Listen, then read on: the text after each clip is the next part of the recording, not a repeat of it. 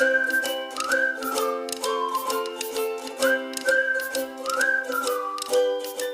बच्चों, today we will learn class 10 math chapter 1 exercise 1.1 question number 5, 6 and 7। बच्चों, इस video में ना हम लोग क्या करेंगे, एक्सरसाइज 1.1 के क्वेश्चन नंबर 5, 6 एंड 7 को सॉल्व करेंगे।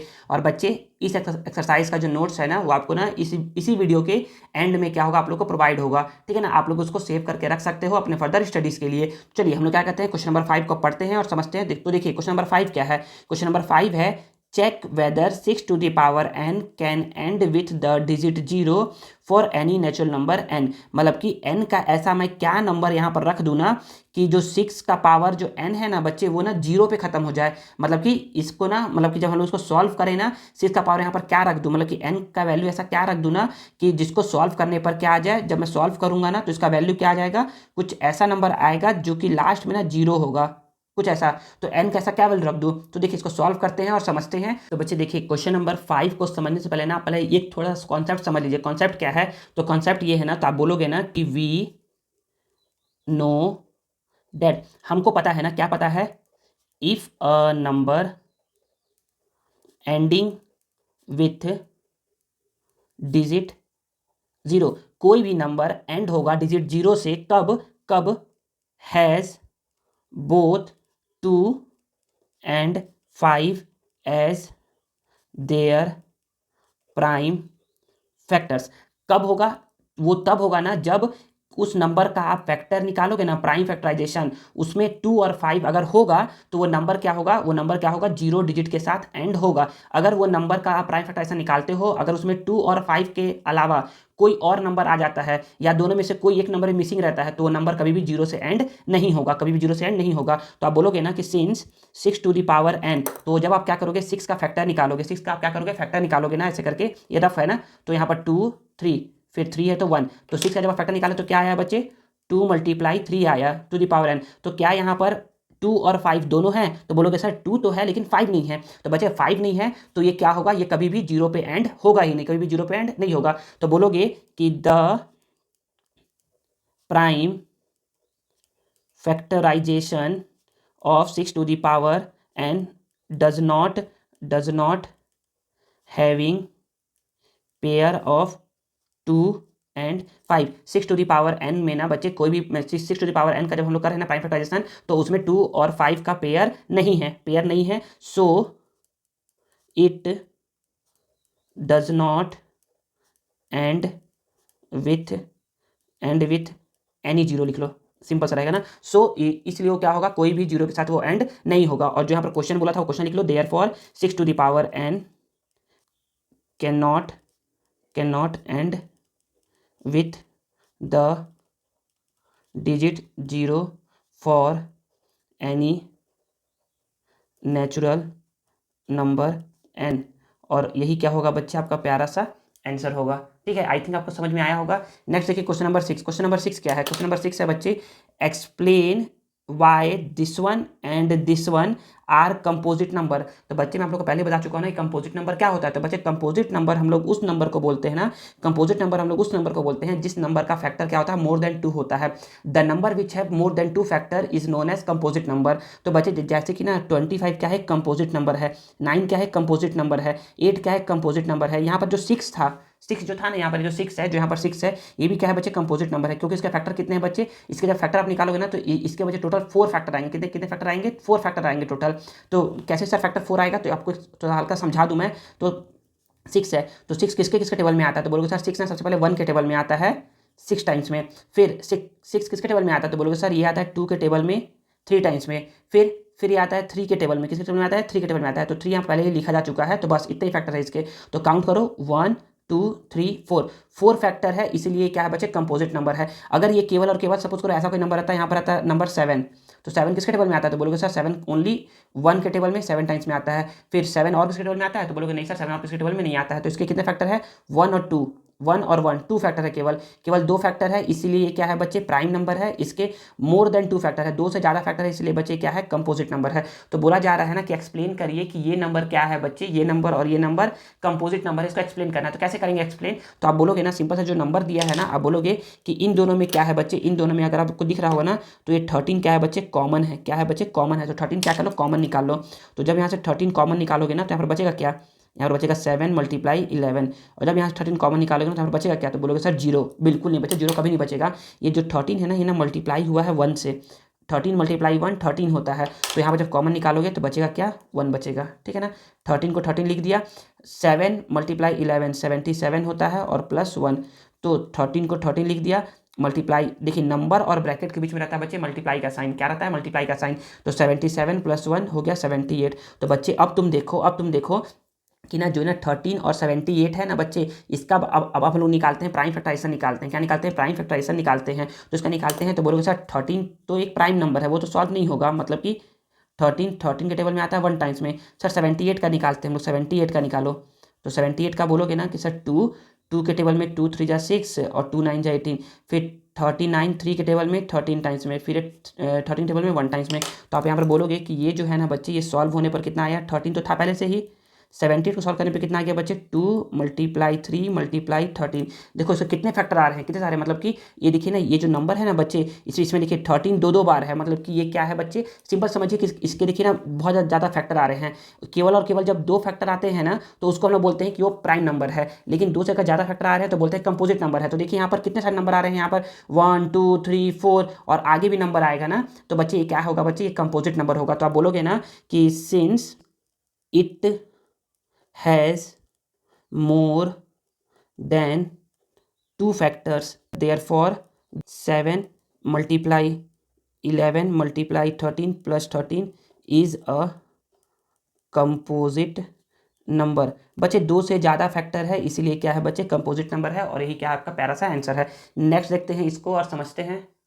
तो जैसा लास्ट क्वेश्चन में किए थे उसमें भी, इसमें भी वैसे ही करेंगे ना कि देखिए दोनों में क्या है 5 कॉमन है, तो 5 कॉमन निकाल लो।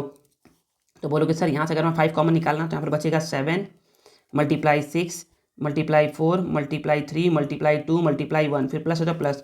सर यहाँ से 5 कॉमन निकालने पर सर 1 बचेगा। हाँ बच्चे बिल्कुल सही है, 5 को 5 लिख दिए। अब देखिए बच्चे यहाँ पर ना इसको मल्टीप्लाई करवाते हैं, तो बोलोगे सर 2 × 3 = 6, 6 × 6 = 36, 36 को मल्टीप्लाई करवाऊँगा 7 × 4 = 28 से, 36 को मल्टीप्लाई करूँगा 7 × 4 = 28 से। तो बोलोगे सर 8 × 6 = 48 कैरी 4, 8 × 3 = 23, 8 × 3 = 24 और 4 28, 2 × 6 = 12 कैरी 1, 2 × 3 = 6 और 1 7, तो इधर 8 से 8 + 2 10 कैरी 1, 7 + 2 9 + 1 10। तो कितना आ गया बच्चे, ये आ गया 108। कितना आ गया ये आ गया 1008 + 1। तो यहाँ पर 5 को 5 लिख दिए और यहाँ पर 1009 लिख दिए। अब ये फर्दर सॉल्व तो हो नहीं सकता है, लेकिन बच्चे याद रखो इसके साथ क्या है, मल्टीप्लाई आप 1 कर सकते हो कि नहीं कर सकते हो, कर सकते हो ना बच्चे मल्टीप्लाई 1, क्योंकि देखिए इसको करने पर कितना आएगा बच्चे, मल्टीप्लाई 1 करोगे ना तो भी इतना ही नंबर आएगा ये। तो बोलोगे ना कि ना इस नंबर में ना बच्चे देखो कितने फैक्टर दिख रहे हैं, 1 2 3 फैक्टर है। तो 3 फैक्टर है तो ये बच्चे कौन सा नंबर होगा, प्राइम नंबर है कंपोजिट नंबर।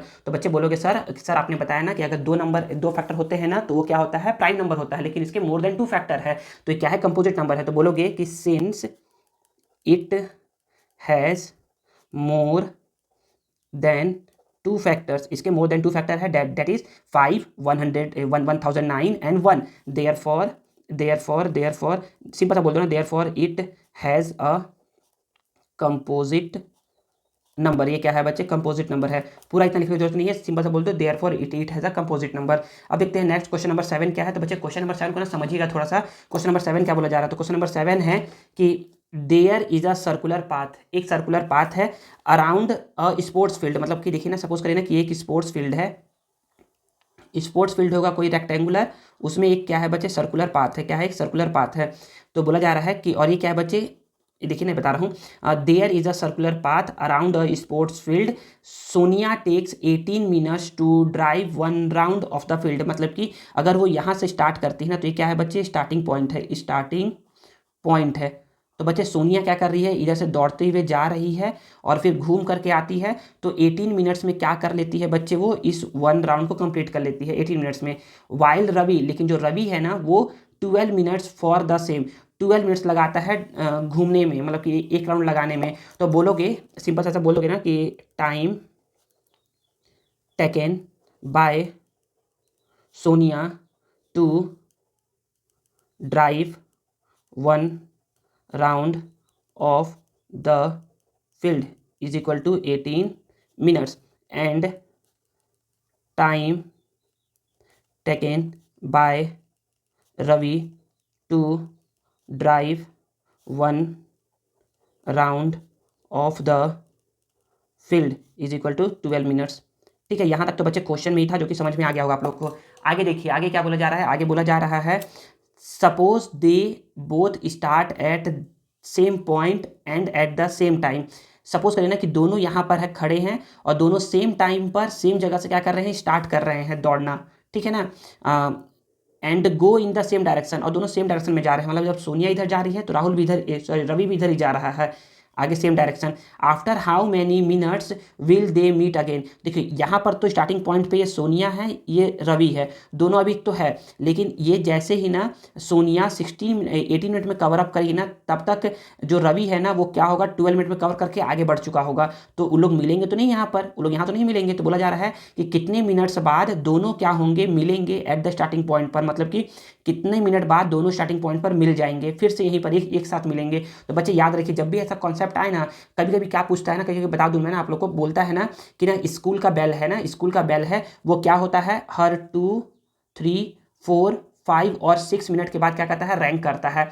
तो मतलब कि स्कूल में ऐसे करके 5 बेल है, 1, 2, 3, 4, 5 बेल है, और एक बेल 2 मिनट के बाद बजता है, दूसरा 3 मिनट के बाद बजता है, तीसरा 4 मिनट के बाद, चौथा 5 मिनट के बाद, और पांचवा 6 मिनट के बाद बचता है। तो बोलेगा ना कि एक बार सभी क्या किए, बेल हुए, तो बताइए किस टाइम के बाद, मतलब कितने मिनट्स बाद ना सभी एक साथ फिर से बजेंगे। तो बच्चे जब भी ऐसा केस आता है ना, जब भी ऐसा केस आता है ना, तो हमेशा निकालते हैं एलसीएम। क्या निकालते हैं, हमेशा हमेशा निकालते हैं एलसीएम। क्या निकालोगे, हमेशा हमेशा निकालोगे एलसीएम। तो बच्चे इस केस में भी हम लोग को क्या निकालना है, बच्चे इस केस में हम लोग को निकालना है एलसीएम ही निकालना है। तो आप बोलोगे, यहाँ पर बोलोगे कि they will be meeting again at the starting point is LCM of 18 and 12। तो 18 एंड 12 का LCM ले लो। तो यहाँ पर आप बोलोगे, ऐसे करके आप बोलोगे कि LCM 18, 12। तो क्या हो जाएगा बच्चे, LCM 18, 12 का। तो देखिए ना, ऐसे करके निकालोगे। जब भी दोनों का एक साथ निकालना हो तो ऐसे लिखोगे 18, 12। दोनों आते हैं बच्चे 2 के टेबल में, 2 9 जा 2 6 जा। फिर दोनों आते हैं बच्चे 3 के टेबल में, 3 3 जा और 3 2 जा। फिर ये आता है बच्चे 3 के टेबल में 1 टाइम्स में, 2 तो आता नहीं है। फिर 2 जो है बच्चे वो 2 के टेबल में आता है 1 टाइम्स में। 1 1 लाने तक क्या करते हैं हम लोग, पूरा डिवाइड करते रहते हैं। तो यहाँ पर क्या आ जाएगा बच्चे, यहाँ पर आ गया 2 मल्टीप्लाई 3 मल्टीप्लाई 3 मल्टीप्लाई 2। तो 2 3 जा 6, 3 2 जा 6, 6 6 जा 36 मिनट्स। मतलब कि 36 मिनट्स के बाद क्या होंगे बच्चे, दोनों क्या होंगे, फिर से स्टार्टिंग पॉइंट पर मिलेंगे। दोनों क्या होंगे, फिर से मीट करेंगे स्टार्टिंग पॉइंट पर। ठीक है बच्चे, तो यहाँ पर क्या होता है, एक्सरसाइज 1.1 का ये वीडियो ओवर होता है। आगे वीडियो में ना क्या होगा, आप लोग को एक्सरसाइज 1.1 का ना जो भी मैंने पढ़ाया है ना आप लोग को अभी पिछले 3 दिनों में, उन सभी का क्या होगा बच्चे, आप लोग को नोट्स प्रोवाइड होगा। आप लोग क्या कर सकते हो, उसको सेव करके रख सकते हो अपने फर्दर स्टडीज़ के लिए। ठीक है।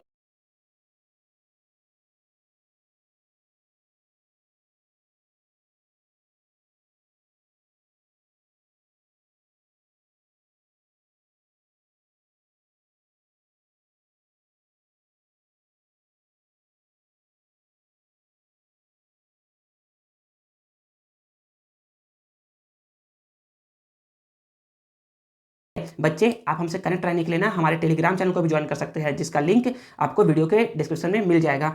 आई होप आपको ये वीडियो यूजफुल लगा होगा और आपको कुछ नया सीखने को जरूर मिला होगा। अगर आपको ये वीडियो यूजफुल लगता है, पसंद आता है और मेरा मेहनत अच्छा लगता है ना, तो please please please please please video को लाइक करिए, कमेंट करिए और इसे दोस्तों के साथ शेयर करिए, और चैनल को सब्सक्राइब करना मत भूलिएगा। मिलते हैं नेक्स्ट वीडियो में। Thank you.